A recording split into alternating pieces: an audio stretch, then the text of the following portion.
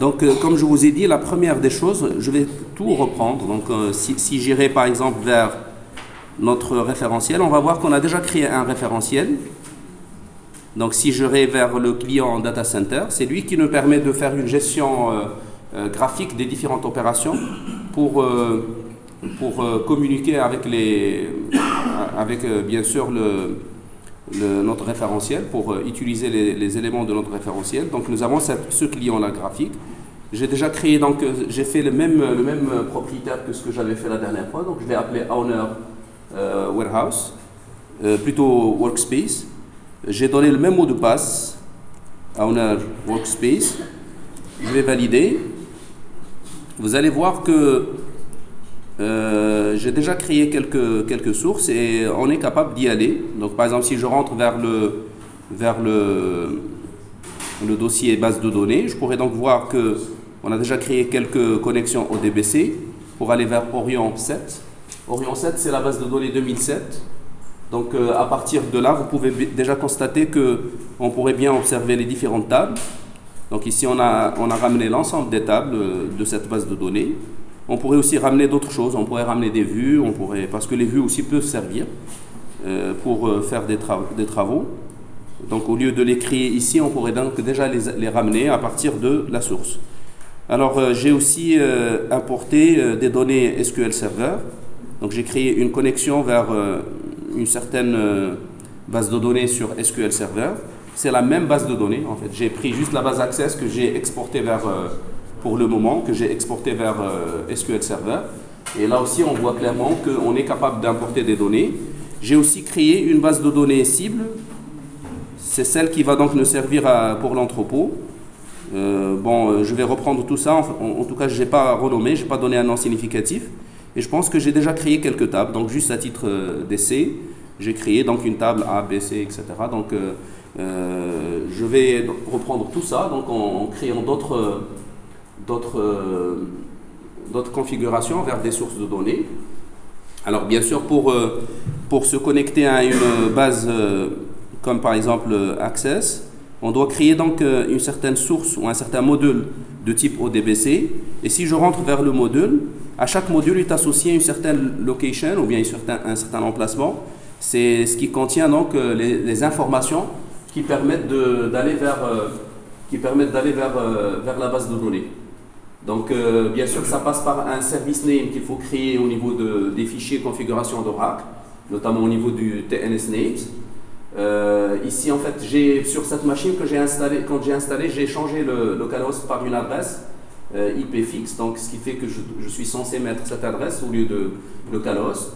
Et puis, pour les connexions ODBC, quand il n'y a pas de mot de passe, pour le cas d'Access par exemple, il n'y a pas de mot de passe, il suffit juste de donner un mot de passe quelconque. N'importe lequel.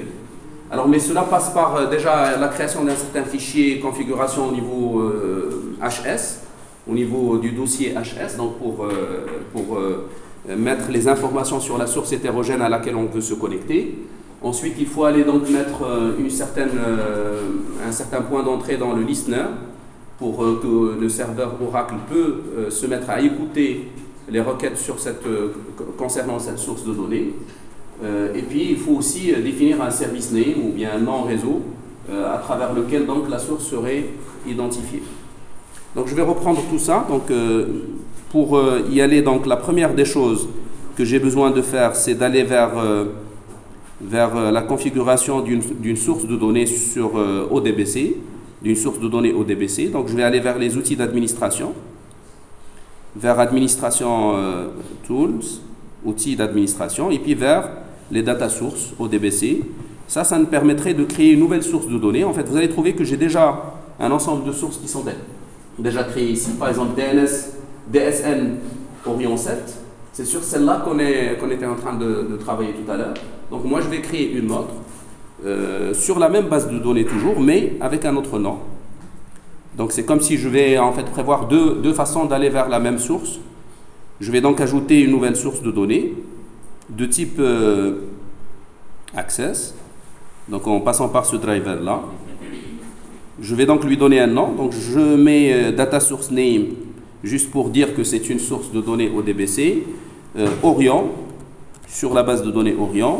7, mais j'ajouterai le mot deuxième possibilité, par exemple.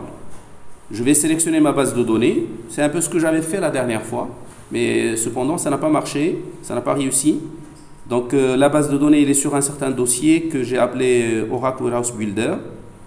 Oracle Warehouse Builder. Dans Orion, je trouverai donc ma base. Je vais la sélectionner et je vais donc valider. Donc, à ce niveau-là, on va voir donc qu'il y a une nouvelle source de données qui a été créée. Je vais valider encore. Et maintenant, il faut aller faire les fichiers de configuration. Les fichiers de configuration, donc, je dois faire 3 fichiers de configuration.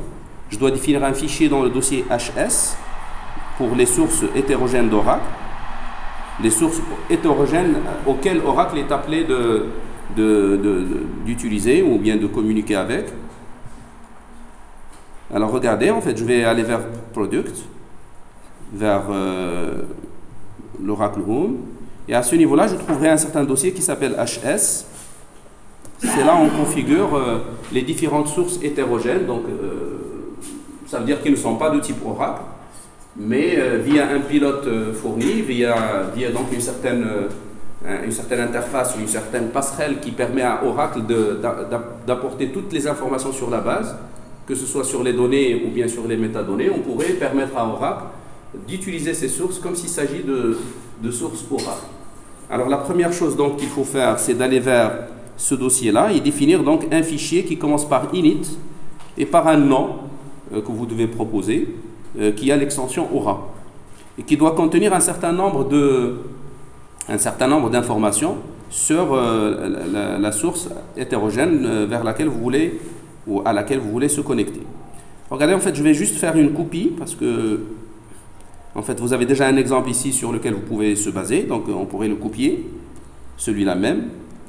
Ici, c'est un fichier générique. On vous montre un peu qu'est-ce qu'il faut configurer au minimum. C'est un ensemble de paramètres qu'il faut définir. Donc, la première des choses, je vais renommer. Il faut absolument que le nom commence par init. Ensuite, vous avez le droit de mettre ce que vous voulez après. Moi, je vais mettre Orion 7.2. Orion 7.2. Init Orion 7.2. Je n'ai pas changé l'extension. Je vais rentrer, donc vous avez à configurer ces 2 paramètres au minimum. Donc pour le premier, il faut donner le nom de la source de données au DBC que nous avons créé tout à l'heure, à savoir DSN Orion 7.2. Et pour le deuxième, il faut dire est-ce que vous voulez avoir une traçabilité sur les actions ou bien les transactions qui vont être faites par Oracle sur cette base, sur cette source. Alors, vous avez à mettre ici soit on, soit off. En tout cas, en fait, si vous jugez qu'on risque d'avoir peut-être des erreurs, et pour donc avoir le commentaire sur ces erreurs-là, on va créer un fichier journal qui contient un peu le commentaire sur les différentes activités qui vont être faites par Oracle. Donc forcément, dans ce dossier-là, on va trouver qu'il y a des fichiers journaux qui vont être créés pour y trouver éventuellement des descriptions. Moi, je vais l'activer. En fait, on pourrait aussi activer un certain autre paramètre qui nous permet d'avoir des informations sur le catalogue ou sur la structure de la source. Alors, ce paramètre, je vous le montre à partir de là. Un troisième, donc c'est celui-là, Auto-Register, HS Auto-Register, qu'on va aussi mettre à true. Je vais donc juste le copier et je vais le mettre sur l'autre fichier. Voilà donc qui est fait. Donc ici on a donc configuré notre premier fichier dans le dossier HS. C'est ça ce qui permettrait à Oracle d'avoir de l'information sur la source de données hétérogène. Je vais donc le sauvegarder.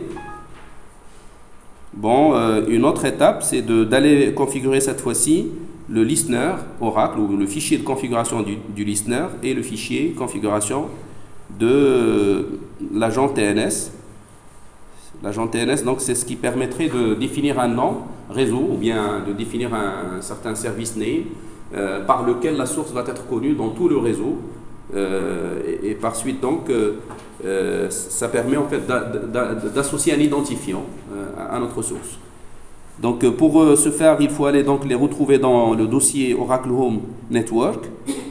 Network, donc ça, comme son nom l'indique, ça permet donc de faire des informations sur le réseau, sur le trafic, donc parce que le serveur va être sollicité par des clients donc qui peuvent être connectés au serveur directement ou bien qui peuvent se connecter à partir d'un autre poste. Donc forcément, il faut donc paramétrer ce fichier-là, ce qui permettrait à Oracle d'avoir la possibilité d'écouter ou de définir les informations sur l'écoute de toute requête sur la nouvelle source, et aussi ce fichier-là qui permet d'associer un nom réseau unique à notre source. Donc je commence par le listener. Vous allez constater qu'il y a donc déjà les sources sur lesquelles j'ai travaillé, notamment Orion 7 que je vous ai montré tout à l'heure, et DG4 MS ou plutôt MSQL. C'est ça, c'est l'agent qui permet de se connecter aux sources SQL Server. Mais par contre, la source, je l'ai appelée Orion SQL. Orion SQL. Donc, si je vous ai montré un peu l'emplacement sur la base, ça c'est l'emplacement pour Access. Mais si je vous montre l'emplacement sur SQL Server, vous allez trouver SQL Orion. Vous voyez, en fait, si j'irai vers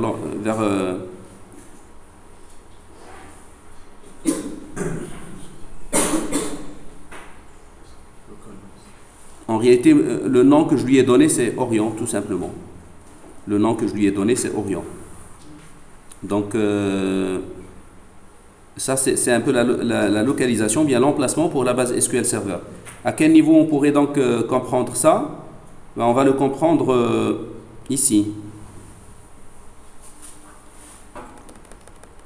En fait, on va le comprendre dans le fichier que j'ai appelé init Orion SQL. Le fichier init Orion SQL, si j'irai le voir, par exemple, si je vous le montre, c'est pas dans HS, c'est plutôt dans un autre fichier qui s'appelle DG MSQL, DG4 MSQL. Là, il faut l'installer parce qu'en réalité, quand j'ai fait donc ce système-là, en fait, on n'avait pas la passerelle vers SQL Server, il n'est pas installé par défaut. Donc, il faut télécharger un certain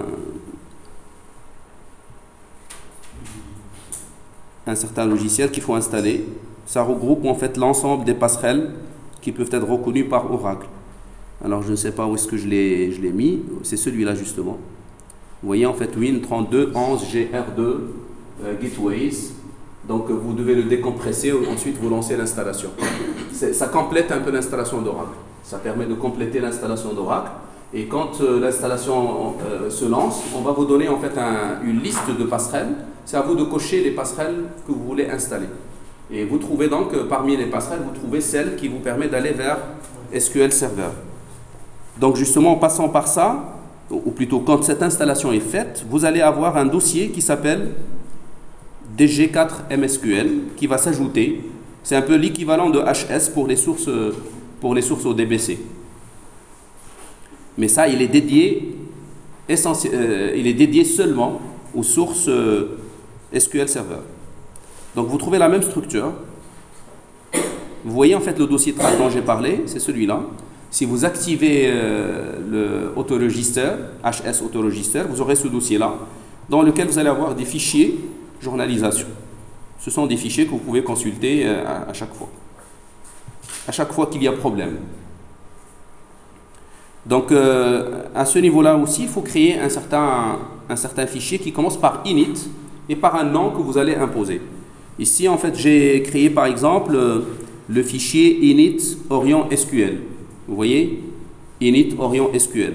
Donc, si j'irai vers le listener, je trouverai en fait Orion SQL. Je retire toujours init et je garde le reste.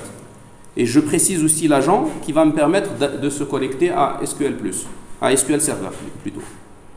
Donc il faudrait faire des entrées de ce genre-là pour configurer correctement le listener sur les nouvelles sources que vous voulez rendre accessibles à partir d'Oracle. Donc pour ce faire justement, j'étais en train de créer une nouvelle source que j'ai appelée Orion 72. Je vais donc ajouter la même entrée, donc il suffit juste de copier. D'ailleurs, là aussi, vous avez des exemples, si vous voulez donc consulter des exemples pour avoir une idée comment vous allez configurer. Vous configurez quoi? Donc, il suffit juste de dire c'est qui le programme qui est responsable de la communication avec la source hétérogène. Quel est le nom du fichier configuration, là où on a mis donc les différents paramètres. Et puis, quel est le dossier Oracle. Le dossier Oracle ne va pas changer, donc c'est toujours le même. Il faut alors préciser ces trois paramètres. Donc je vais le faire pour ma nouvelle source de données. Je vais copier ici. Je vais bien sûr garder le même agent. Par contre, je vais mettre ici 72. Je vais juste retirer donc le mot init et ça marche. Je pourrais aussi faire une autre entrée pour SQL Server. Je vais revenir tout à l'heure. Donc je vais sauvegarder ce fichier là. Donc une fois que j'ai rajouté les paramètres de configuration pour aller vers la source ou pour permettre à Oracle d'écouter les requêtes sur cette nouvelle source hétérogène, je vais donc sauvegarder. Je ferme et je vais donc définir aussi un nom réseau ou bien un SID réseau dans le fichier pour cette nouvelle source dans le fichier TNSNames. Alors là aussi vous allez trouver qu'il y a un certain nombre de noms. Ça ne doit pas être celui-là mon fichier TNS.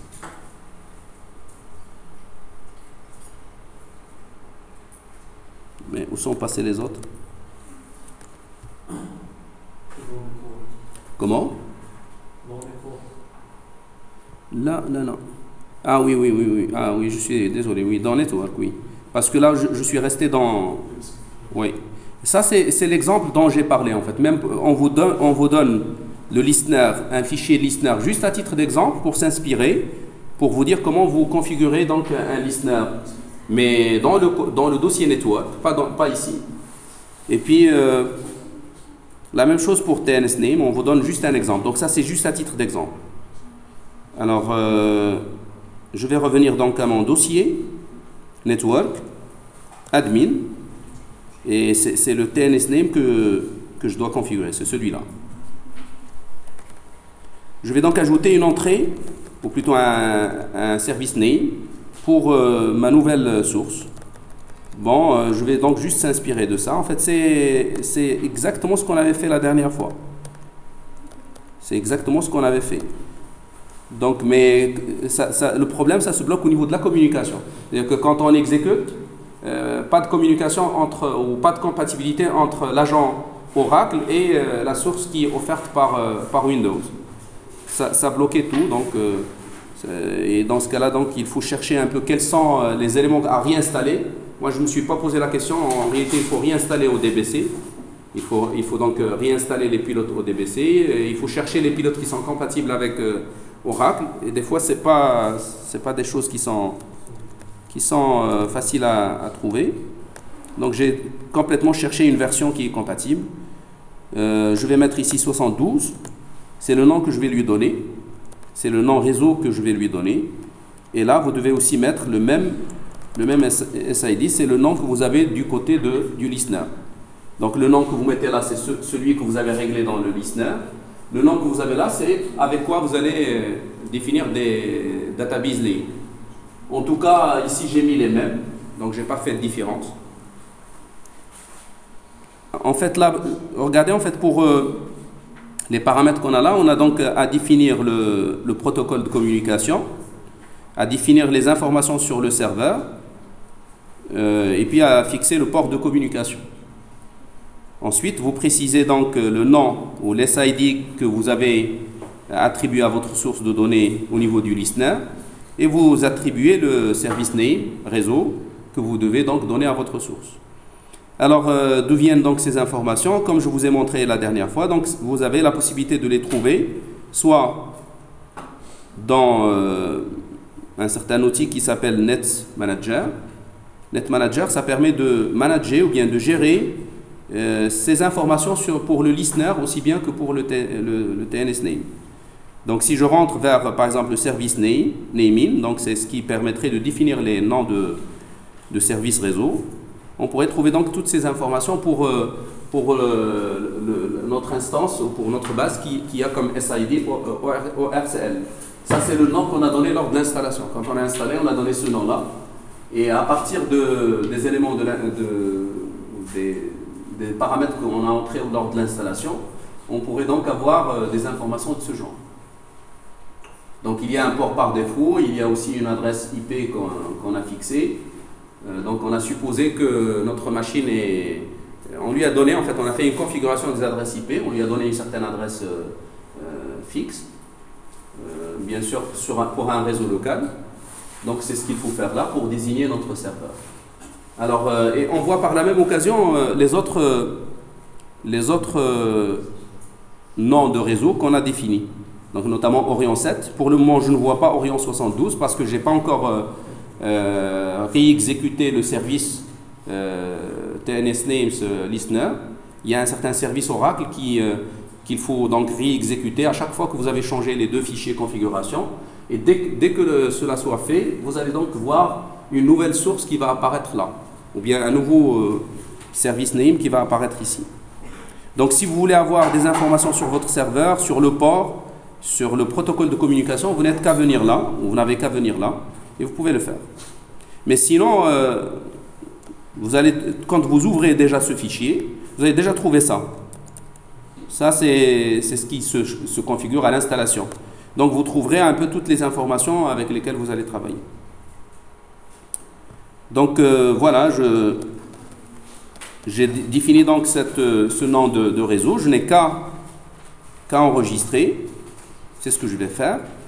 Mais une fois cela est fait, il va falloir alors redémarrer un certain service que vous pouvez donc retrouver en allant vers la gestion de votre poste de travail. Ici, vous allez trouver donc les services, l'ensemble des services qui sont en cours d'exécution. Et parmi ces services-là, vous allez trouver donc les services Oracle, qui sont plusieurs. Mais le service que vous devez redémarrer, c'est celui-là. C'est celui-là, en fait, qui contient aussi TNS Listener. Donc, ça contient le nom de votre instance, l'Oracle Home et TNS Listener. Il est en cours d'exécution, donc il faut l'arrêter et le redémarrer. Je pourrais donc le refaire en mettant le start. Donc le start, on l'arrête et ensuite on le redémarre. Voilà, c'est bon. C'est fait, donc c'est chose faite. Une fois fait, donc vous pouvez donc aller vers votre client, Data Center, Design Center, pardon, et vous pouvez définir une nouvelle source. Donc bien sûr, ce que je viens de configurer, c'était une source ODBC. Donc il faut la définir dans le dossier ODBC. Ici, donc, je vais créer un nouveau module. Alors, un nouveau module, ça vous donne droit à faire quoi? Ça vous donne droit à préciser, bien sûr, un nom de ce module-là, à préciser l'emplacement de la source correspondante et les paramètres de connexion. Et une fois fait, vous aurez la possibilité de créer ou d'importer des objets de schéma ou des objets de la base depuis la source.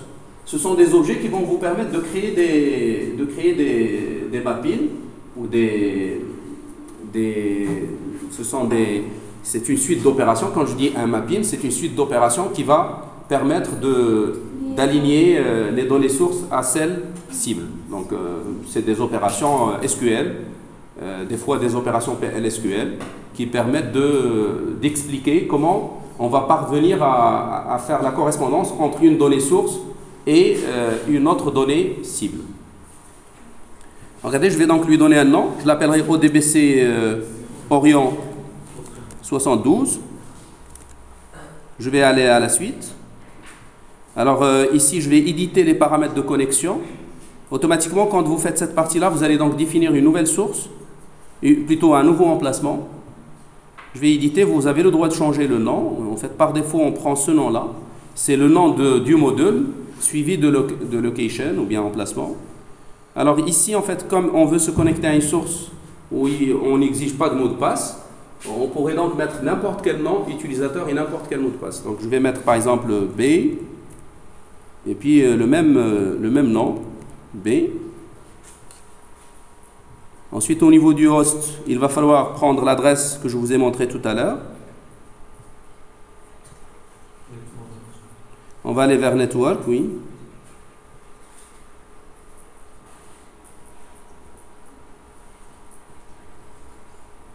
Net Manager. Je vais prendre donc cette adresse.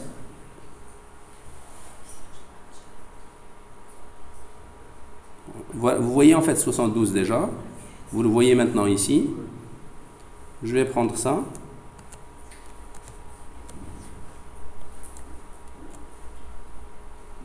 Alors le nom, le service name, donc on va mettre ORCL, le même nom que celui de l'instance Oracle. Je vais tester.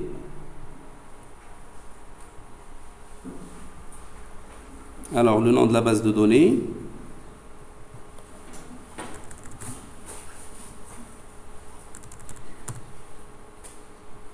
ORCL.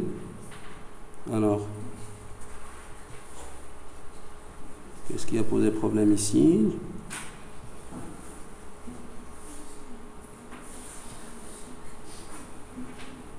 Je refais.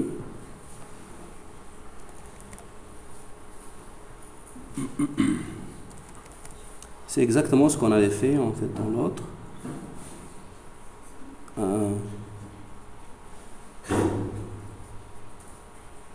Bon, je vais annuler. Ce sont les mêmes informations qu'on a ici. Si je mets éditer, annuler, je vais tout annuler et je vérifie celui-là. Au niveau emplacement, on a les mêmes informations. Oui, oui, au niveau du mot de passe, on a mis A. Plutôt A pour le nom utilisateur et A aussi pour... Ah non, non, au niveau du service name, il faut mettre le nom. Oui, il faut mettre Orion 72, pas ORCL. Donc je vais reprendre. Je vais mettre donc nouveau module. C'est tout à fait normal d'ailleurs. Ça c'est juste un nom. Donc je vais mettre ODBC, DBC. ODBC, donc Orion 72. Voilà, donc ensuite je vais éditer mes paramètres. Comme je vous ai dit, donc il fallait mettre ici n'importe quel mot de passe, n'importe lequel. Ici donc l'adresse IP de notre serveur, de la machine en fait qui abrite le serveur.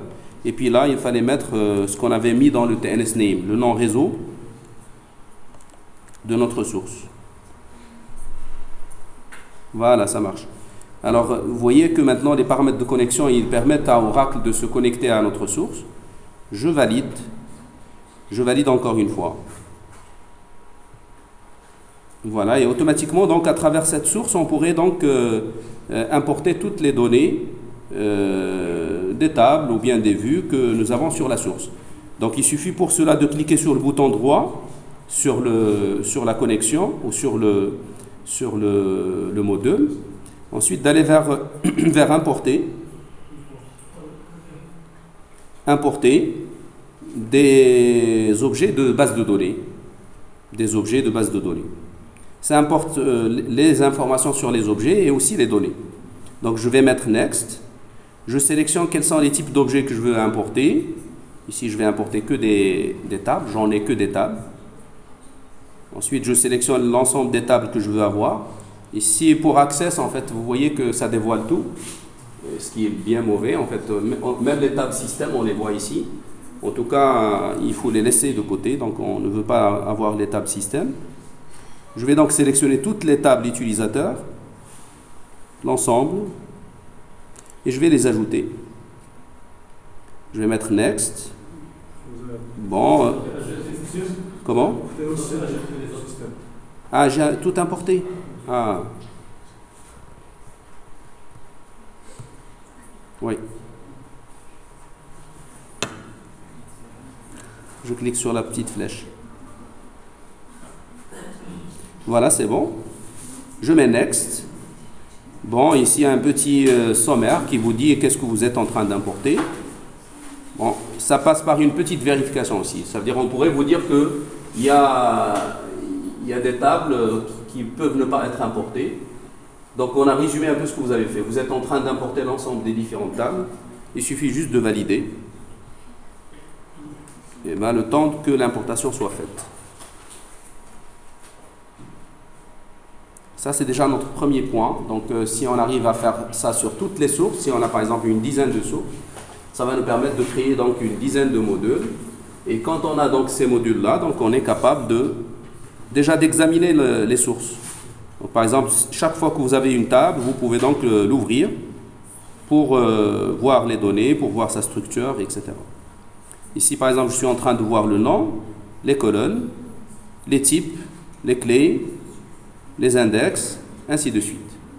Donc, vous aurez un ensemble d'informations sur ces différentes tables.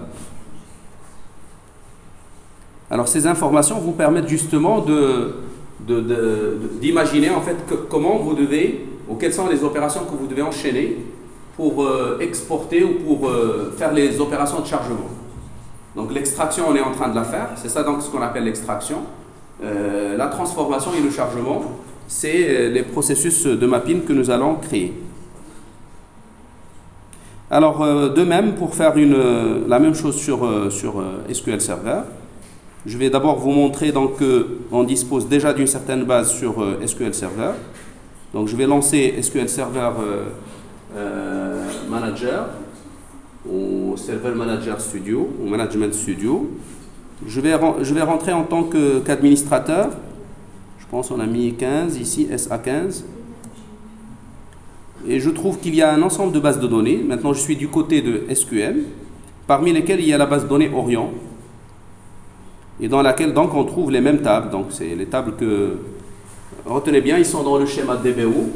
Ça c'est le schéma qui contient les tables, DBO, c'est un schéma. Donc ici en fait c'est un peu différent d'Oracle, ici on organise par base de données.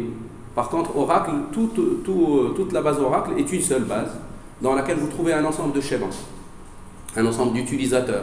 Chaque utilisateur a le droit de constituer ses propres objets. Ici on raisonne par base de données.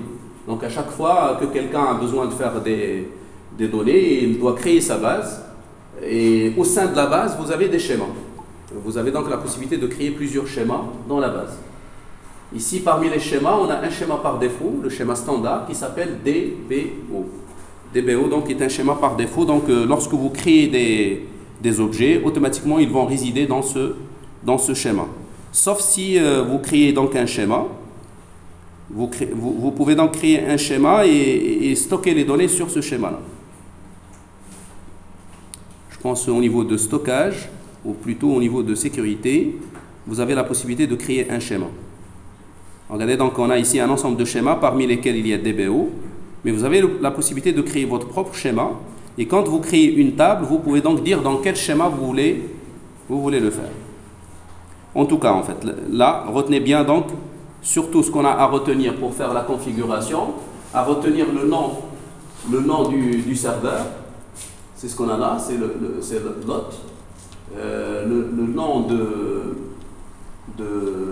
l'instance SQL, parce que vous pouvez aussi créer plusieurs instances, donc c'est SQL Express, et puis le nom du schéma qui contient nos données, c'est le schéma DBO. Alors tout ça, en fait, c'est des informations que je dois préciser au niveau de l'emplacement. Quand je reviens à mon emplacement, là, si je reviens à l'emplacement SQL Server, vous allez voir que au niveau emplacement, on a un certain ensemble d'informations qu'il faut préciser. Notamment, il faut s'authentifier. Donc, comme ce que j'ai fait lorsque j'ai démarré SQL Management Studio, SQL Server Management Studio. Donc, je me suis connecté en tant que SA, j'ai donné le mot de passe. Localhost, ça c'est pour le serveur SQL Server. Ensuite, le port 1433. C'est le port sur lequel SQL Server se met à écouter les requêtes venant de l'extérieur. Le nom de votre base de données, ça c'est ce qu'on va mettre dans TNSNI, plutôt c'est ce qu'on a dans SQL Server. Donc vous avez vu tout à l'heure qu'on avait une base de données qui s'appelle Orion. Et puis le schéma qui contient la base, ou plutôt le schéma qui contient les objets de la base, DBO, la version de votre serveur. Je vais donc faire cette connexion. Je vais la refaire. Et bien sûr, pour la refaire, il faut commencer par définir un fichier paramètre init, un nom, .aura. Il faut le définir dans là, pas dans HS, dans plutôt DG4 MSQL. DG4 MSQL. C'est un dossier qui va s'installer comme je l'ai dit, quand vous activez la passerelle SQL Server. Regardez, je vais donc aller retrouver mon dossier de Oracle Home. Et à ce niveau-là, je trouverai donc un dossier qui s'appelle DG4 MSQL. C'est au nom de l'agent.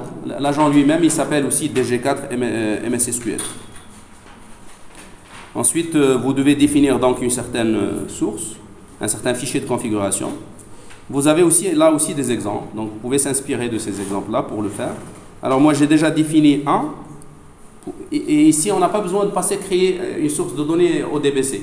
C'est-à-dire directement, depuis le serveur Oracle, on communique avec le serveur SQL Server, sans passer par la passerelle ODBC, ou par la couche ODBC. C'est une communication directe. Remarquez bien en fait comment est-ce qu'on a configuré. Donc comme je vous ai dit, il faut donc donner ces différents paramètres.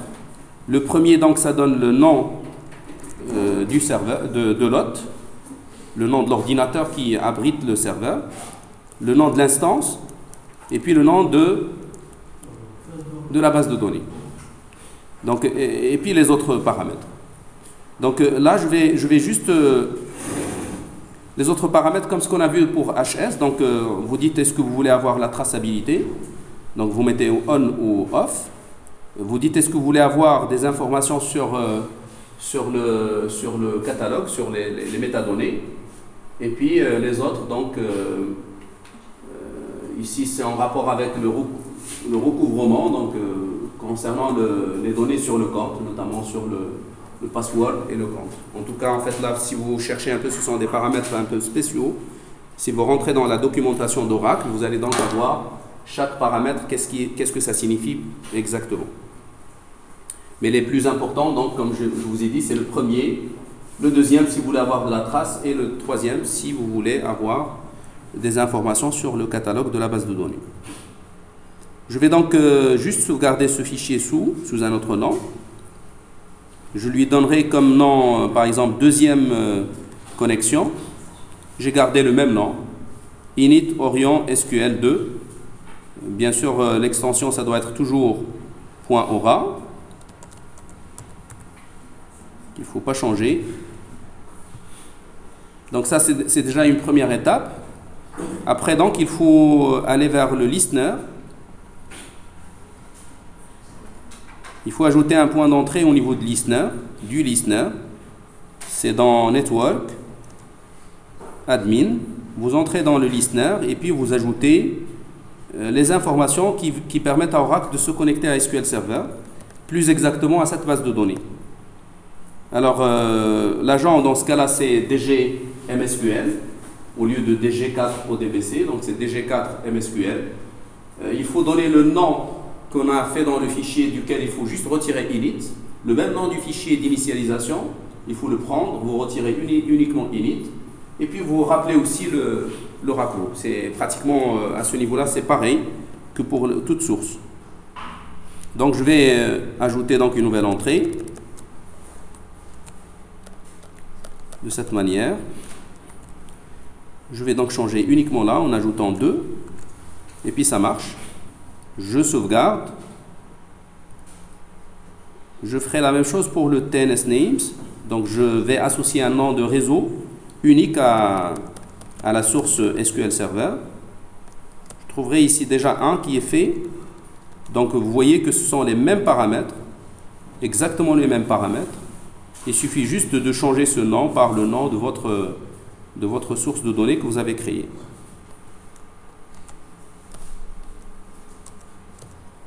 CTRL V.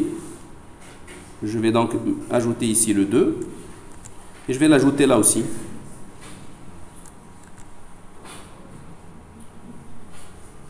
Je je sauvegarde, je redémarre le service. Donc je le redémarre. Et dès que cela est fait, donc vous pouvez revenir à votre client pour créer donc une nouvelle connexion sous l'onglet ou sous le dossier SQL Server. Je vais donc aller vers... Je propose donc un nom, donc SQL Server native Orion. Je pourrais l'appeler comme ça. Orion 2. Deuxième connexion. Suivant. Je vais éditer dans l'emplacement et je vais donc donner les paramètres. Donc SA, c'est le nom d'utilisateur, c'est le nom de l'administrateur. SA15, c'est le mot de passe que je lui ai donné lors de l'installation. Le host, on va mettre localhost. La base de données, c'est Orion. Et puis voilà, donc c'est tout. Je teste la connexion. Ça marche. Je vais donc valider. Je passe. Je finalise la création de mon module. Alors, dès que cela est fait, eh je pourrai bien importer donc tout ce dont j'ai besoin. Comme ce que j'ai fait tout à l'heure, donc je pourrais aller vers les tables et faire importation des objets de base de données. Je vais importer donc les tables. Je trouve donc l'ensemble des tables, je vais les sélectionner. Ici, par contre, vous avez bien fait la différence, on n'a pas de table système. Sachant que, justement, en fait, que dans le serveur SQL Server, en fait, on a bien, ou dans la base de données, on a bien un ensemble de schémas. Donc, du fait que j'ai précisé le schéma de DBO, on ne retient que les tables qu'on a sur ce schéma-là. Donc, il y a bien des schémas comme, par exemple, schéma système ou bien manager, donc système plutôt. Ça contient des informations sur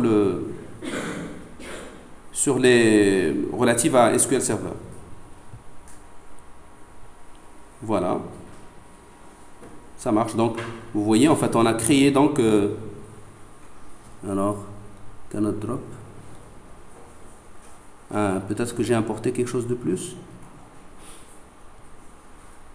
Est-ce qu'on a ramené les tables? Non. Je refais. Non. Importer. Je le mets à partir de là. Next. Uniquement des tables.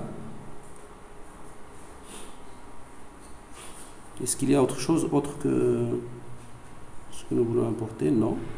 Ah, il y a ce 6 diagramme, oui.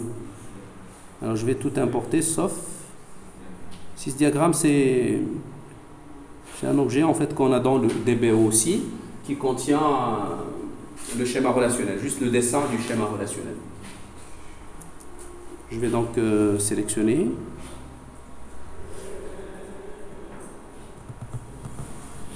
Réimporter. Ah d'accord.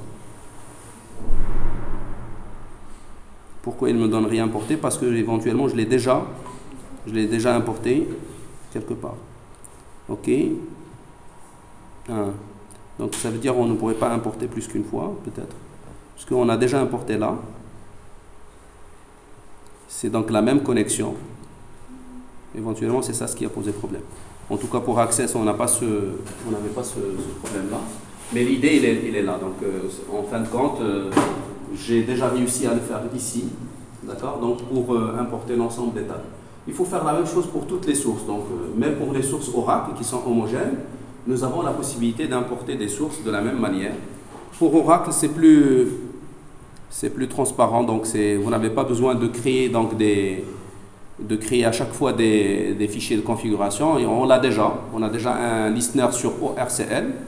Et par conséquent, donc chaque fois que vous voulez créer un nouveau module sur Oracle, vous pouvez le faire. Je vais donc le faire par exemple pour importer les objets d'un schéma. Par exemple, je prendrai le schéma de Scott, par exemple, quoique ça ne va pas me servir dans ce contexte. Suivant. Au niveau emplacement, je vais donc définir le username, donc c'est Scott lui-même. avec un mot de passe que je lui ai donné. Je suppose que c'est le même mot, le même nom. Ensuite, l'hôte, je dois donc copier, je ne sais pas si je l'ai toujours dans la mémoire, non? Comment?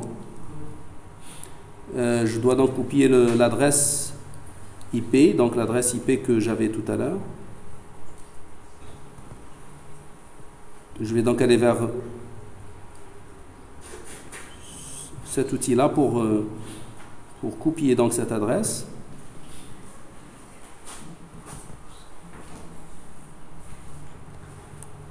Vous voyez, en fait, on voit toute source qu'on a rajoutée, on la voit ici sur la liste. Personne? Non. Je vais le mettre là.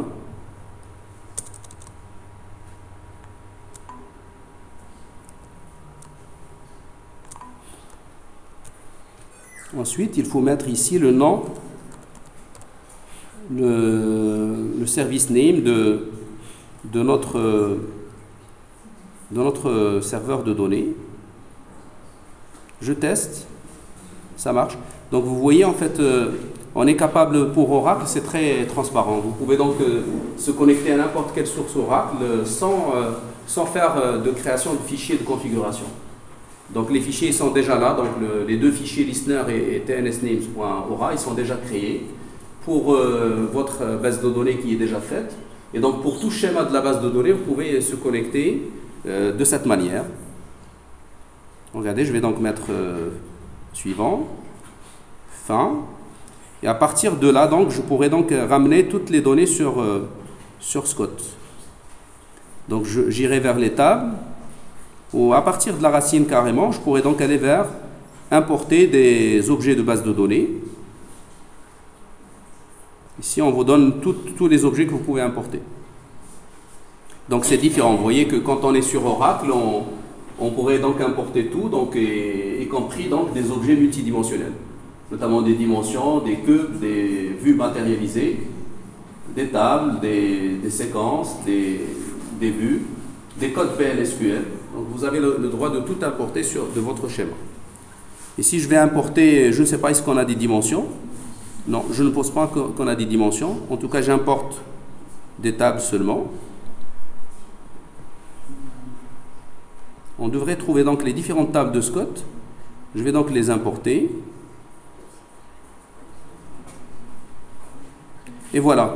Donc vous voyez que grâce à ce genre d'outils, et tous les ETL, ils se ressemblent. C'est le même principe.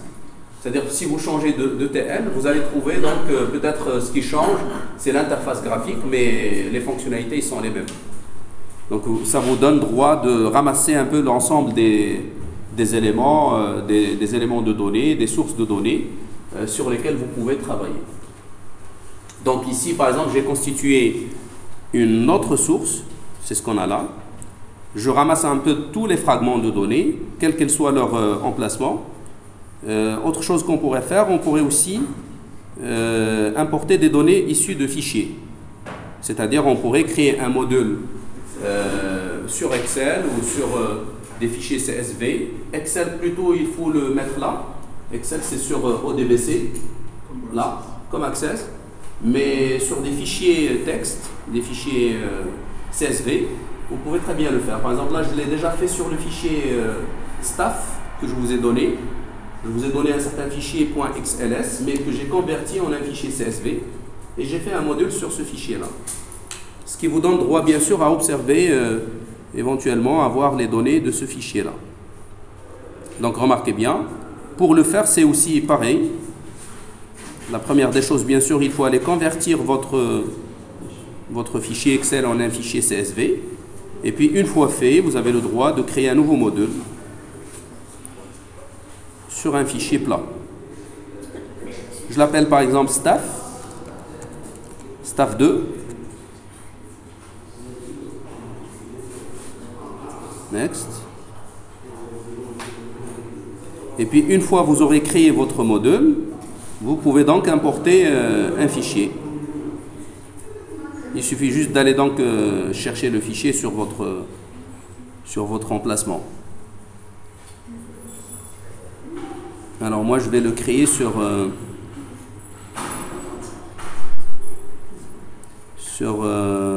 Oracle Warehouse Builder, sur Orion. On trouverait un certain fichier CSV, celui-là par exemple. Je pourrais donc l'importer. Alors en faisant l'importation, vous avez la possibilité de reconnaître un peu les données. Parce que comme c'est un fichier plat, c'est à vous de... Lui, il reconnaît déjà en partie, il reconnaît en fait les données, mais ça vous appartient de les adapter en fait, d'adapter un peu ou d'aider l'assistant à adapter un peu le contenu. Donc par exemple, pour le moment, il voit la première ligne comme des données. Or, c'est juste des en-têtes. En tout cas, je vais continuer. Pour ce paragraphe-là, il y a le choix du langage ou de l'encodage du caractère. Je ne l'ai pas changé. Ici, je pourrais donc choisir le séparateur, exact. Voilà, c'est le séparateur. Ça n'a pas changé aussi parce qu'il reconnaît, il sépare bien, il reconnaît bien. Et puis là, à partir de là, je pourrais choisir les types. Par exemple, C1, c'est quel type de données? Bon, c'est des caractères. L'ID employé, ici, on pourrait même le voir comme des nombres. C'est des caractères. Je vais mettre, par exemple, des caractères de longueur 20. Vous voyez, je pourrais donc l'aider à compléter de cette manière. Pour ces deux, c'est des dates. Donc, je changerai ici le type par date. Et ça continue comme ça. Je dois donc paramétrer le tout avant de continuer. C3 aussi, c'est une date. Alors, pourquoi il le reconnaît comme caractère? Eh bien, c'est juste une question de format. Au niveau de CSV, on perd le type de l'information. On n'a que des caractères séparés par des points-virgules. Et par suite, donc, c'est à vous d'aligner un peu vos données à ce que vous voulez avoir. C4, c'est un texte, donc je garde texte. C'est la fonction, ou c'est l'intitulé du travail. Je vais mettre, par exemple, 100. 100, c'est trop, peut-être juste 30 aussi. En tout cas, il faut examiner les données avant pour faire les bons choix. Alors, C5, c'est des salaires, donc on pourrait mettre là, c'est des salaires, donc on met un nombre. Oui. Float. Est-ce qu'on a le float? En haut. Float, oui. Et puis c'est 6 caractères, donc on va trouver juste M gender, c'est le type ou bien le sexe, MF, donc on va mettre 1. Et puis pour le C7, c'est une date. C8, c'est une date aussi.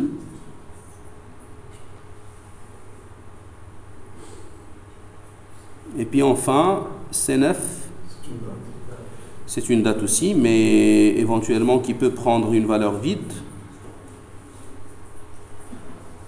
Et en fin de compte, là c'est l'ID du manager, du supérieur hiérarchique. Donc on va prendre la même chose que ce qu'on a fait avant. On a fait char 20, là aussi on mettra char 20.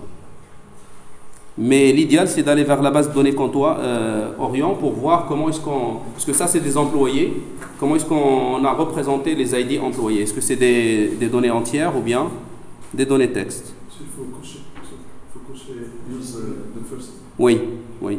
On coche cette case-là justement pour se servir de la première ligne en tant qu'en-tête. Voilà, et puis je passe et je vais donc valider. Voilà, ce qui fait que sur ce module-là, donc j'ai créé un fichier. Donc j'ai la possibilité, par exemple, lorsque je commencerai des travaux de ma page, sur un schéma Oracle, je pourrais par exemple créer un mappage, un nouveau. Je pourrais par exemple se servir de ce fichier comme source. Donc si j'irai vers les fichiers plats, en bas, là, je pourrais donc le mettre sur le travail sur la liste des opérations pour calculer ou pour trouver des données sources. Vous voyez, en fait, on pourrait maintenant commencer à ramener toutes sortes d'informations à partir de mes différents modèles. Ici, on pourrait déjà trancher sur ça, parce que je vous ai dit tout à l'heure, si on a vu Orion, Orion, on pourrait le voir ici. Par exemple, si je prends les employés, donc, c'est à quel niveau? Je vais les prendre de... Oui, sur Orion. Je les prends soit d'ici, juste avant. Là, la source Orion, la liste des tables. Je veux chercher la table qui contient les employés. Est-ce qu'on a une table qui contient les employés ici? Hein? هذا Oracle. ولكن هذا la base اللي كاينه في SQL Server. Il a مشينا للاخر au DBC. On a créé des sources au DBC, par exemple celle-là.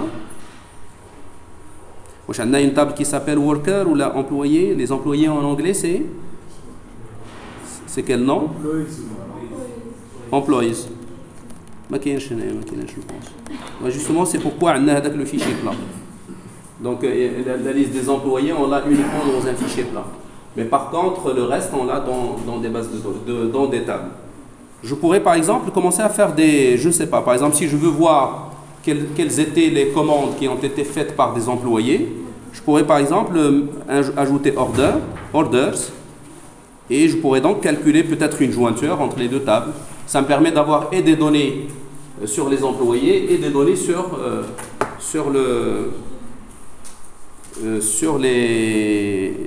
les commandes. Je ne sais pas, est-ce qu'ici, au niveau de la commande, on a une information qui parle d'employés? Oui. Vous voyez, il est là.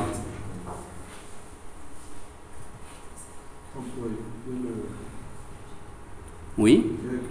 Il est là, oui. Employé ID. Alors, c'est quel type cette information? Donc, on pourrait le voir si on ouvre la table order. Si on ouvre, par exemple, la table order, on pourrait voir quel était... c'est un nombre. Donc, ici, déjà, on a besoin, pour les lier, de faire une conversion. De passer par une fonction de conversion qui convertit le texte, puisque dans le fichier texte, on a pris comme caractère. Il va falloir alors faire passer par une fonction de conversion pour les aligner. Et c'est ça d'ailleurs ce qu'on a appelé les opérations d'intégration ou bien de transformation. Voilà, donc globalement c'est un peu ça ce qu'on a besoin de savoir faire. Je pourrais par exemple commencer juste par transférer des données ou quelques données sur Oracle, telles qu'elles sont. C'est-à-dire que je ne ferai pas de processus de mapping. Pour le moment, il faut donc découvrir un peu tous les opérateurs que vous avez là. Vous avez un ensemble d'opérateurs qui vous permettent de travailler sur les données pour parvenir à la cible.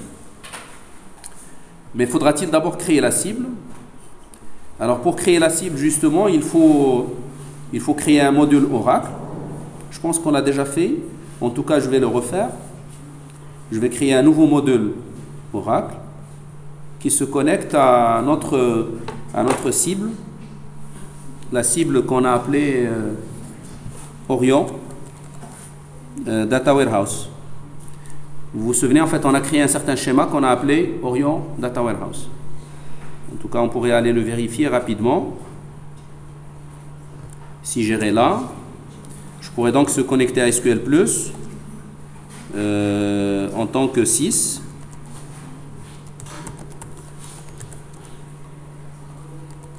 .6 .6.15 as 6db1.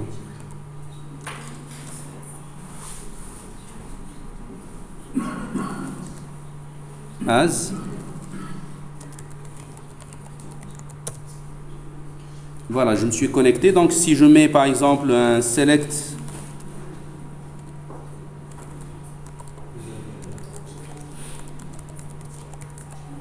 from DBA users, je pourrais pourrais donc le faire lorsque le statut est open. Juste, je veux voir que les schémas qui sont ouverts. Account.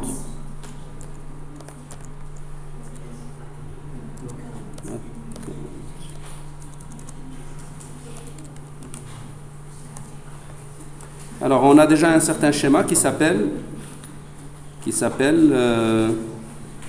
Orion. Est-ce qu'il y a un schéma qui s'appelle Orion? Orion DWH. Vous voyez, en fait, c'est celui-là. Donc, si je me connecte, par exemple, à ce schéma-là, pour voir qu'est-ce qu'on a dedans, je vais déconnecter 6 et je vais connecter Orion DWH. Orion DWH. C'est le même mot de passe que je lui ai donné. Je pourrais par exemple mettre un select étoile from cat pour voir le catalogue, de quoi est-il composé. Bon, il y a des tables exemples que j'ai déjà créées. Vous vous souvenez, en fait, j'ai déjà créé quelques tables exemples. Je vous ai montré un peu que on est capable de créer quelques tables. Donc, en tout cas, ici, il y a quelques tables qui sont déjà créées, mais on pourrait créer d'autres, par exemple. Donc, moi, je suis en train de se connecter à ce même schéma en mettant Oracle Orion DHW. C'est mon module que je suis en train de créer. Il faut bien voir si on l'a déjà. Je pense que ça doit être déjà soit Oracle 1 ou bien Oracle 2. En tout cas, là, je suis en train de le créer pour lui donner un nom significatif. Je vais passer. Je vais éditer le module, l'emplacement plutôt. Je vais choisir comme username le nom de l'utilisateur de mon schéma, Orion DWH. C'est le même mot de passe. Alors, 192, vous vous souvenez? Moi, je ne veux pas le retenir. 168, 192, 168, Ado Madame Arofé, 233, 223, 133, ça va, ça marche. Ensuite, ORCL, et puis on va tester, en tout cas on teste et on vérifie, ça marche, donc c'est bon. Next. Je termine, donc je viens de créer un nouveau module. Celui-là, je vais le fermer, je ne vais pas l'enregistrer. Et je vais créer donc un mapping ici, sur ce module. Mais avant de créer un mapping, je vous montre qu'on est capable de créer ici déjà les éléments de notre schéma multidimensionnel. On pourrait créer des dimensions, on pourrait créer des tables de faits, on pourrait créer des cubes, c'est donc ce qui viendrait après la création des tables de faits et des dimensions. Donc je commence par créer une dimension. Bon, pour créer une dimension, il faut juste suivre un assistant. Bien sûr, on a déjà vu qu'une dimension, c'est un nom, c'est un ensemble de paramètres, c'est des attributs faibles, c'est une hiérarchie ou bien un ensemble d'hiérarchies. Donc tout ça, vous devez le trimestre et des informations sur le jour. Est-ce qu'on pourrait les commenter rapidement? Calendar, month, number. Calendar, month, start date. Donc là, c'est des informations sur le mois. Donc on a deux informations sur le mois, le numéro du mois. Donc on pourrait vous dire 1, 2, 3, 4, etc. jusqu'à 12. Ici, la date de départ de ce mois-là. Le quarter number, quarter start date, year number, etc. Donc vous voyez, en fait, c'est un peu homogène. Ensuite, vous avez un code en fait pour le temps. Donc c'est parce que le système doit créer des codes, on les appelle des clés de substitution, bien des subrogated keys, des clés en fait de substitution, parce qu'on ne pourrait pas compter sur les clés opérationnelles. Donc le système lui-même, le système de stockage multidimensionnel, exige une clé nouvelle que le système doit définir. Donc nous avons ici un code, c'est une clé. Ensuite, vous trouvez des informations sur le jour. Pour le jour, donc, on a beaucoup d'informations, day of calendar month, day of calendar quarter, etc. Donc, vous avez un ensemble d'informations qui ont été insérées. En tout cas, on vous a donné le tout pour avoir toute la souplesse nécessaire au niveau de la création de vos cubes. Voilà, maintenant, c'est l'étape finale. Ça consiste à créer la dimension. Et nous allons constater que chaque fois qu'une dimension est créée, chaque fois qu'un mapping lui sera associé. Parce que là, en créant la dimension, il l'a rempli aussi. Donc, il a défini en passant par des opérateurs, par une suite d'opérations, il a défini un peu le programme qui va remplir la dimension. Vous êtes capable de le faire. C'est-à-dire, si on vous dit, vous créez un calendrier de 2010 jusqu'à 2016, bon, vous êtes capable de savoir c'est quoi le premier jour de 2010, quelle est la nature de 2010, est-ce que c'est une année bissextile ou non. Comme ça, vous pouvez avoir les différents jours pour chaque mois, et vous êtes capable, grâce à des compteurs ou grâce à des générateurs, vous êtes capable de remplir tout le calendrier, donc de définir tous les éléments du calendrier. C'est des calculs, c'est donc calculable, c'est des informations qui sont complètement calculables. Donc on pourrait bien créer un programme qui fait ça. Alors justement ici, le programme il a été représenté, ou il va être représenté sous forme d'un mapping que nous allons voir tout à l'heure. En fait, vous allez voir qu'il y a un mapping qui va se créer ici. Donc si on rentre dans le mapping, là, on va trouver l'explication graphique qui montre comment on a rempli cette dimension. En réalité, la dimension n'est qu'une structure logique, c'est-à-dire les données, on ne va pas les trouver dans la dimension, on va les trouver dans la table associée. Vous voyez, en fait, il y a deux choses qui ont été créées ici. Il y a la structure logique de la dimension, et il y a la table qui stocke en relationnel, qui stocke les informations sur la dimension. Donc, retenez bien que chaque fois que vous créez une dimension, vous allez créer deux éléments. Vous allez créer donc la structure logique, qu'on appellerait la dimension, et vous allez créer une structure de stockage qui n'est autre qu'une table. Ici, on vous donne la structure. Donc, si vous voulez rentrer encore voir quels sont les choix qui ont été faits pour cette dimension en temps, vous n'avez qu'à rentrer là. Vous allez voir un peu les attributs, l'ensemble des attributs et leurs types, les différents niveaux par hiérarchie. Donc, vous avez ici les niveaux et les attributs de chaque niveau. Les différentes hiérarchies, nous n'en avons qu'une seule, avec les différents niveaux de l'hierarchie, c'est ce que j'avais coché tout à l'heure. Et puis, vous avez donc le lien entre la structure logique et la structure physique. Si vous irez vers Physical Bindings, vous allez trouver donc un petit mapping qui explique quelle est la relation entre la structure logique et la structure de stockage. Bien sûr, c'est une correspondance entre les différents champs. Regardez, si j'agrandis, c'est des structures qui sont très grandes. Vous allez voir un peu le détail.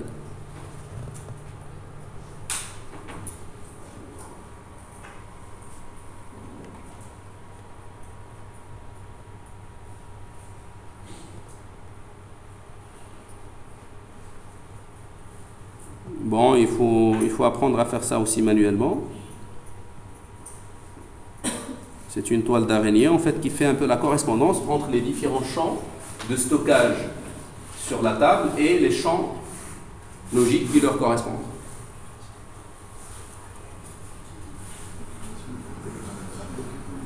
Alors ça, c'est quelque chose qui se fait systématiquement. Ça veut dire que quand vous créez... Je ne vais pas vous l'expliquer en fait. Je ne pourrais pas le faire. Mais il faut expliquer que l'idée en fait. L'idée c'est qu'on a fait la correspondance. Parce que là il y a des champs. Par exemple pour le jour, il y a un ensemble de champs. Il faut les retrouver là. Et puis il faut faire une flèche. Peut-être joindre l'exercice, on le faisait depuis l'enfance. On vous donne deux concepts de part et d'autre et on vous dit joindre les concepts homogènes. Joindre les champs homogènes. Donc vous trouvez ici par exemple day of calendar month. Vous cherchez ici day of calendar month et vous faites la jonction. Day. On le suit? Day of calendar month. Vous voyez, c'est cette flèche là. Ça vient de Donc il y a toujours la source des données, c'est celle-là. C'est celle qui contient les données. Et il y a en fait ce que verra en fin de compte l'utilisateur. C'est-à-dire moi, quand je dis utilisateur, pas l'utilisateur final. Celui qui va générer les cubes. Celui qui générera le cube, il ne verra pas ça. C'est quelque chose de bas niveau. Il verra plutôt que la structure hiérarchique de sa dimension. Mais chaque fois que quelqu'un sélectionne une information ici, il est en train de sélectionner l'information qui contient la donnée. C'est clair? Donc c'est une correspondance entre deux structures de stockage. Les deux structures sur Oracle sont vues comme logiques. Voilà qu'ils ne sont pas sur le même niveau. C'est clair? Donc il y a le niveau logique stockage, c'est la table. Il y a le niveau logique multidimensionnel, ou qui explique l'organisation multidimensionnelle des données. C'est la dimension. Alors si je ferme ici, je pourrais vous montrer aussi qu'il y a un autre mapping qui a été créé. C'est le calcul, parce que ça c'est, en réalité, faire la liaison entre une structure logique et une structure physique, c'est bien, mais ce n'est pas suffisant. Il faut alors remplir la structure physique par des données. Il faut faire le chargement. Donc un mapping responsable du chargement de données. Ici, on ne va pas dire chargement, on va dire calcul, parce que c'est calculable. C'est clair, ce qui n'est pas calculable, il faut les chercher dans la source. Ce qui est calculable, par contre, il faut juste faire un programme qui va permettre de générer les données. Regardez, si j'irais vers les mappings qu'on a là, on trouverait un mapping sur la dimension temps. Bon, c'est un mapping que je ne vais pas pouvoir vous expliquer aussi, mais je vous explique que l'idée. Vous voyez, en fait, c'est des calculs, c'est une suite de calculs. Regardez, on part par exemple de constantes. On pourrait donc insérer une constante comme 1, un point de démarrage, parce que pour numéroter la date, il faut bien prendre un compteur qui commence à 1, et ensuite il faut l'incrémenter 30 fois pour créer le premier mois. Mais il faut savoir s'arrêter pour aller vers le mois suivant. Est-ce que c'est 29 ou 30? Est-ce que c'est 30? Est-ce que c'est 31? Est-ce que c'est 29? Etc. Donc ça, c'est en fonction du numéro du mois, en fonction du type d'année, vous êtes capable de faire. On a besoin juste d'un repère, d'une origine correcte. C'est-à-dire quand je calcule le point de départ, la date de départ, c'est ce qu'on avait donné, donc on a donné 2010, donc 1er janvier 2010, c'est notre premier jour. C'est clair, il faut donc calculer jusqu'à 31 décembre 2016. On calculera donc toutes les informations, le jour donc connu par son numéro dans la semaine, son numéro dans le mois, son nom dans la semaine, le mois aussi, son numéro dans l'année, son nom, et ainsi de suite, le quarter ou bien le trimestre, et ça continue comme ça. Donc vous trouvez des constantes comme 1, vous trouvez des constantes comme 0, vous trouvez un ensemble une suite d'opérations, date inputs, donc c'est un peu les informations qu'on a données initialement, et on continue à travailler jusqu'à ce qu'on obtient. Je vais juste faire comme ça en fait pour les réduire. Je les réduis tous, donc comme ça vous voyez que les nœuds. Des fois on fait appel à des fonctions, comme ici, ça c'est un opérateur sur les fonctions.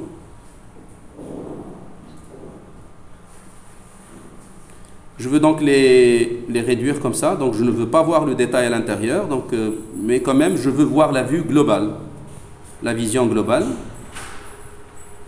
Pour voir cette vision globale, éventuellement, il faut rétrécir parce que c'est très grand. Il y a beaucoup d'opérations enchaînées pour réussir à trouver la dimension. En fin de compte, on trouvera donc la valeur de la dimension. Ou plutôt, on injecte tout. On est en train de créer par proche, petit à petit, donc jusqu'à ce qu'on obtient donc des éléments, ou les éléments finaux. Tout va concourir, en fin de compte, vers notre dimension. La voici.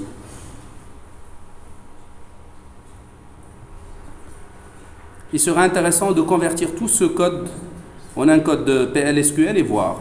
Parce que si vous le convertissez en un code PLSQL, automatiquement vous allez voir un peu vous allez comprendre mieux. Vous allez trouver des boucles, vous allez trouver des appels à des fonctions, et en lisant donc le code, vous allez comprendre mieux. En tout cas, en fait, là aussi, on pourrait comprendre mieux si on s'intéresse juste à l'idée globalement. Donc, on part d'un certain ensemble d'entrées qu'on va transformer successivement Il y a aussi d'autres points d'entrée qui sont constants, comme ici, et on applique des fonctions de calcul. Ici, c'est des stockages. Donc, souvent, quand on fait des calculs, on stocke des informations qui vont constituer une entrée pour autre chose, pour une autre fonction, et ça continue comme ça, jusqu'à ce qu'on arrive au résultat final. Jusqu'à présent, tous ces processus n'ont pas été exécutés. Il va falloir les exécuter. Alors, pour les exécuter, je dois commencer par d'abord déployer la structure de stockage.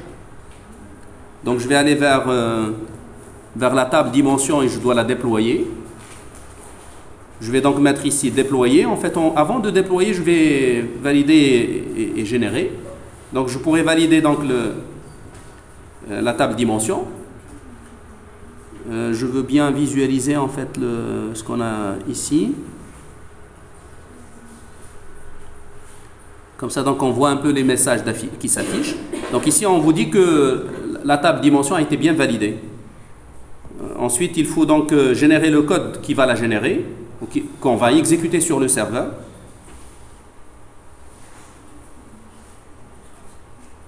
C'est fait. Regardez, en fait, ce code-là, on n'est autre qu'un code un create table. Si vous l'ouvrez, si vous l'affichez, en fait, c'est plusieurs codes déjà. Mais si vous prenez le DDL,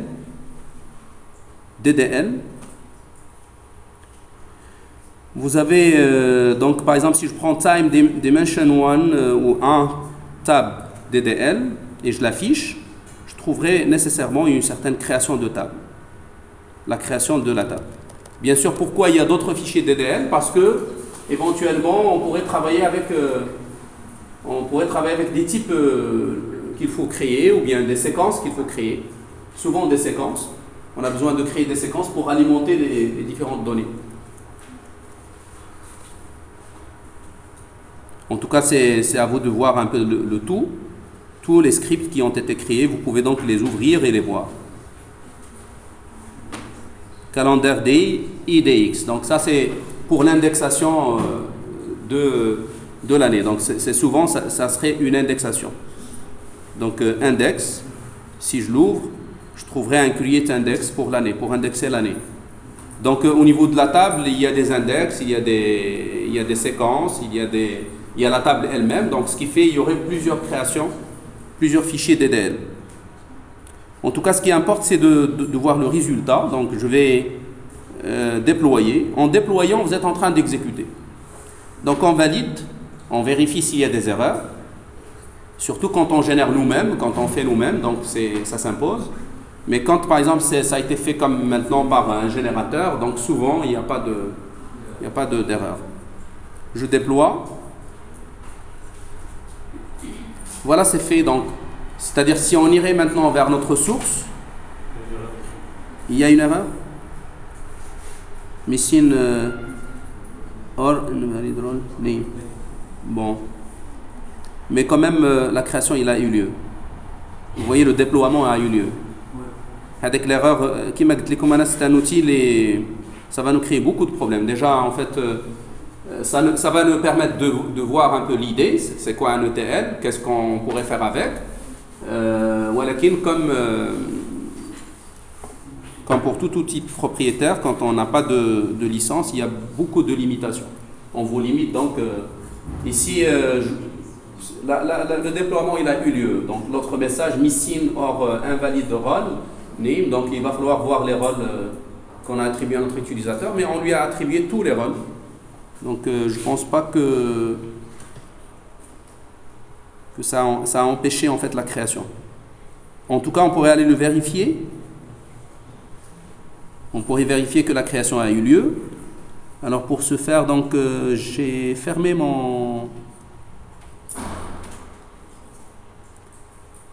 donc mon invite de commande. Je vais donc lancer encore SQL+. Je vais lancer notre utilisateur, Orion Data Warehouse. Orion Data Warehouse. Je vais mettre un select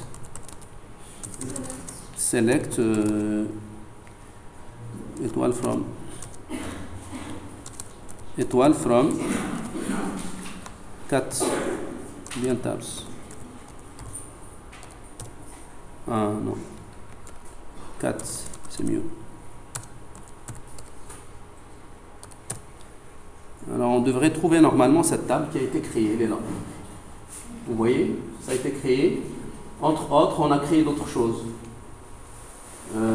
Qu'est-ce qu'on a créé? En fait, si on regarde un peu les séquences, on va trouver qu'il y a des séquences qui ont été créées, il y a des index qui ont été créés. En tout cas, on a exécuté tous les codes, tous les scripts DDL. Alors, il va falloir faire la même chose aussi pour la dimension, c'est-à-dire déployer la dimension. La dimension, on ne pourrait pas l'avoir dans SQL+. Je vais vous montrer où est-ce qu'on pourrait l'avoir. Donc, il faudrait la valider. Générer le code. Alors ici, c'est intéressant de voir le code de création d'une dimension. C'est celui-là. Regardez, je vais donc zoomer sur ce code-là. À partir de là, vous pouvez retenir la syntaxe de création d'une dimension. Donc, un create dimension, le nom. Ensuite, on commence par dire le level, par fixer les différents levels, en précisant donc le paramètre associé à ce niveau-là. Dstat D, c'est un peu la clé ou le paramètre, pas l'attribut faible.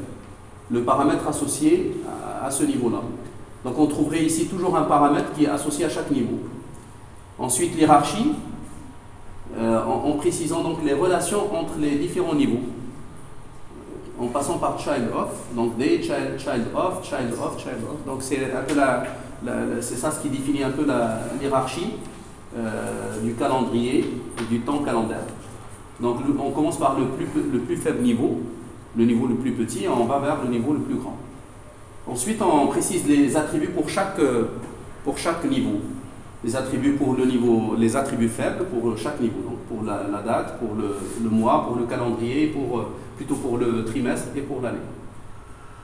Bien sûr, il y a beaucoup d'attributs ici. Voilà, donc ça fait alors la création d'une dimension. Donc vous voyez, c'est une structure logique. Ça ne stocke rien, ça stocke uniquement comment est-ce qu'on va organiser hiérarchiquement les informations qui sont sur la table. Donc je vais l'exécuter. Pour l'exécuter, donc, je vais donc cliquer sur le bouton droit et je vais mettre déployer, ou deploy, oui. Alors ici, par contre, on a une erreur au niveau du déploiement. Does not exist. Si, en fait, on a déjà créé la table.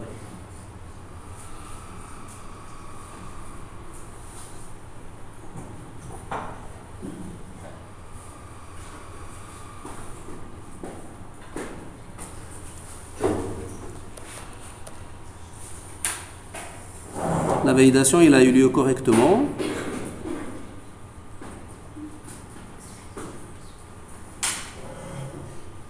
Valid only.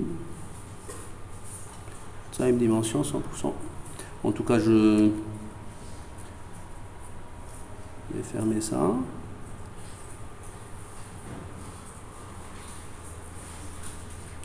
Les messages, c'est ça ce qui m'intéresse. Je vais revenir, je ferme ce code.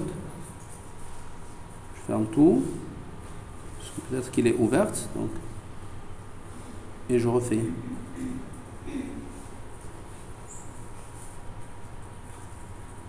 Je refais le déploiement.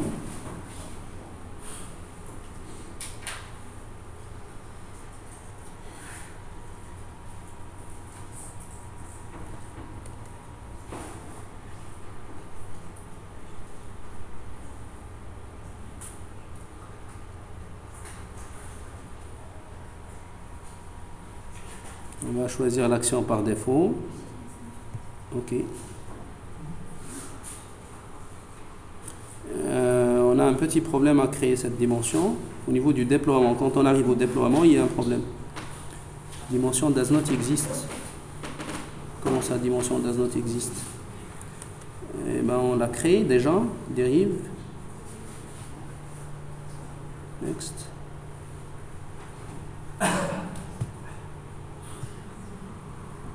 Bon, il y a un petit problème là. En tout cas, l'idée c'est la suivante. Donc, c'est-à-dire on a pu créer donc les structures à ce niveau-là. En fait, il y a ici une certaine correspondance entre ces deux éléments. Normalement, il faut créer celle-là en premier lieu. Et puis, une fois fait, vous déployez l'autre. Alors, je ne sais pas pourquoi ça n'a pas marché. Donc, en tout cas,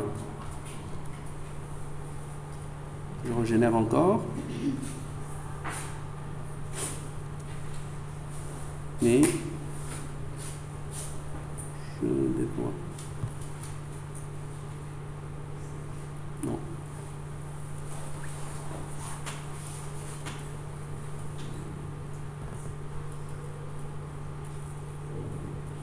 Y a-t-il un lien en fait si on regarde le script? Parce que qu'est-ce qu'on cherche à déployer? On cherche à déployer tout ça. Ah, peut-être oui. Parce qu'il faut déployer le reste en fait. Il n'y a pas que les tables qu'il faut déployer. Si on irait vers les séquences, non, on n'a pas de séquence. Est-ce qu'il y a d'autres objets qui ont été créés? Parce que normalement, il faut déployer tout ce dont on a besoin pour créer la dimension.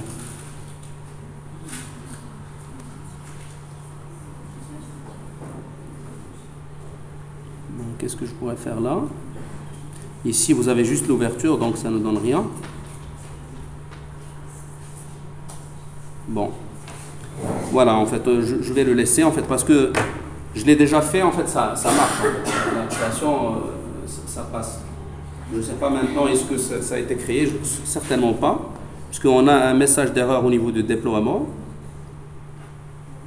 Alors, used by an existing object. Quel name, donc lequel? Parce qu'il va falloir trouver lequel.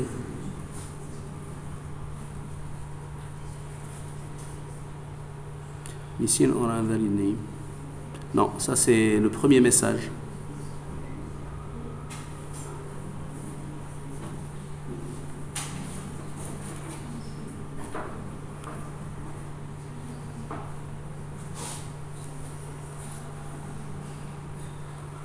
À quel niveau donc on a l'erreur? Ici on était en train de valider, c'est au niveau du déploiement. Je vais aller vérifier déjà, est-ce que ça a été créé? Je le vérifie quand même, parce que des fois... Alors pour vérifier, il faut aller ici, vers Enterprise Manager.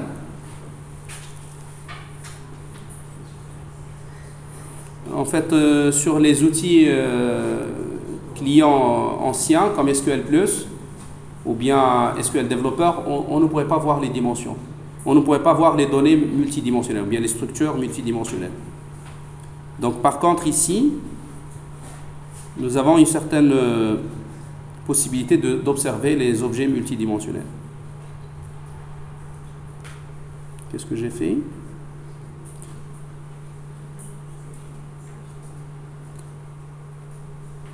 Je vais revenir donc.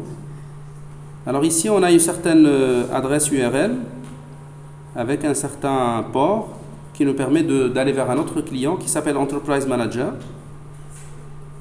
Je vais juste accepter ça parce qu'il me donne un petit message. Je vais lui dire vous pouvez continuer quand même. Et je vais donc aller se connecter par 6.15 en tant que 6DB1. Alors en se connectant de cette manière,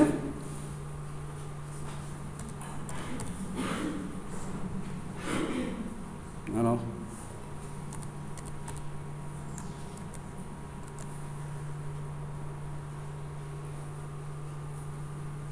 non. Problème de mot de passe. Voilà, maintenant ça doit passer. Vous voyez, en fait, là, c'est une vue qui nous donne des informations sur notre serveur. En fait, ça, c'est un tableau de bord qui permet à l'administrateur de de suivre un peu toutes les activités qui se produisent sur le serveur Oracle. La première des choses, on voit qu'il a le statut démarré, donc il n'est pas bloqué. On voit un peu toutes les informations. On voit ici l'unité centrale de l'hôte, c'est-à-dire le taux d'utilisation. Donc là, il n'est pas surchargé, il n'y a pas de saturation. Donc on voit clairement que je viens juste de démarrer, donc il n'y a pas d'activité. Si je veux avoir de l'information sur le schéma, je pourrais donc justement à partir de là, je pourrais voir les dimensions. Alors je veux voir par exemple les dimensions sur notre schéma, sur l'utilisateur Orion Data Warehouse. Alors je vais exécuter. Non, donc on n'a pas fait le déploiement. Le déploiement n'a pas réussi. En tout cas, en fait, si on avait fait par exemple un autre schéma, je pense qu'il y a un schéma où il y a quelques exemples, comme HS, je pense. HS ou bien... Voyez-vous ici un schéma qui s'appelle HS? HS. Ou bien OE. Parce qu'il n'est pas verrouillé, je pense. Il n'est pas activé.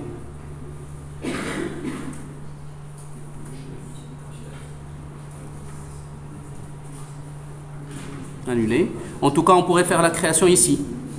C'est-à-dire que si on voudrait créer un nouveau schéma, une nouvelle dimension, on pourrait le faire à ce niveau-là.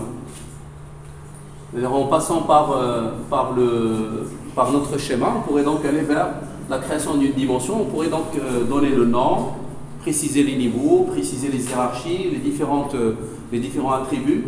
Et ça nous permettrait donc de générer notre dimension à ce niveau-là de manière graphique.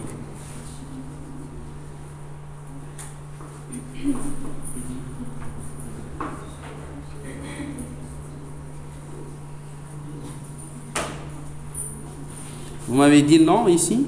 Il n'y a pas de... Mais on va aller à la suite. On va aller à la suite. Alors, donc... Comment? Selon l'ordre alphabétique? Ah, d'accord. Est-ce qu'il y en a d'autres, non? Non, peut-être que c'est pas le même nom. 6, TP. Bon, je voulais vous montrer en fait des dimensions qui sont déjà faites, mais là il faut réussir justement à déployer notre dimension à partir de cet outil-là. Alors, pourquoi ça n'a pas réussi, je ne pourrais pas vous dire maintenant. La semaine prochaine. Je vous dirai la semaine prochaine. Oui. On peut revenir sur les rôles donnés. Sur Les rôles. Quel rôle? Les rôles donnés au Orient. Sur les privilèges. On lui a donné tous les privilèges. On lui a donné tous les privilèges. Justement, on ne voulait pas se poser de questions, on lui a donné tous les privilèges. Est-ce que c'était le même problème que... Pour la création de la table. La dernière fois, parce Non. que faire la connexion, c'était toujours qu'il répond par qu'il y a un problème. Non. Là, le problème c'est soit donc un problème d'outils, donc parce que en fait, comme j'ai toujours dit, Hada, on pourrait l'utiliser uniquement pour créer les structures, et puis on ne pourrait pas compter dessus pour faire le reste. Soit juste un problème d'ordre, c'est-à-dire que quand j'ai fait l'ordre, j'ai pas respecté l'ordre de création. Mais sinon, on a déjà généré en fait au niveau des métadonnées. Par exemple, on pourrait prendre le code SQL et l'exécuter sur un autre. Ça serait aussi une alternative, c'est-à-dire on pourrait récupérer le code SQL et aller vers Enterprise Manager et communiquer ce code SQL. Voilà. En tout cas, j'ai enregistré un peu ce que j'ai fait aujourd'hui. Donc je vous le transmets. Je dois normalement... je dois vous laisser la main en fait. C'est tout ce que j'ai à vous donner en fait à ce niveau-là. La prochaine fois donc je vais vous montrer comment est-ce qu'on crée un mapping pour créer des dimensions autres que la dimension standard temps. Par exemple, on va créer une dimension employé ou bien une dimension client. Et le principe il est le même pour le reste. Je vais vous montrer aussi comment peut-on régler ce problème de déploiement qu'on vient d'avoir. Et à ce niveau-là, donc, ça s'arrête ma mission et ça commencerait la vôtre. La vôtre, donc, en essayant d'aller faire cette même activité sur un open source, sur Pontao ou bien sur Talent. Donc, vous avez le choix entre les deux. Et à partir de juste après les vacances, vous allez donc quelqu'un ou quelques-uns parmi vous donc vont présenter un peu ce qu'ils ont pu faire. C'est clair, donc vous aurez l'occasion des vacances pour préparer la création d'un entrepôt en utilisant un open source. Comme ça, on laisse de côté Oracle parce que ça a posé beaucoup de problèmes en fait au niveau des déploiements. Alors pour la deuxième séance, on ne va pas la voir, donc on va arrêter à ce niveau-là. Oui. J'ai une réunion à laquelle je dois prendre part. Oui, pardon.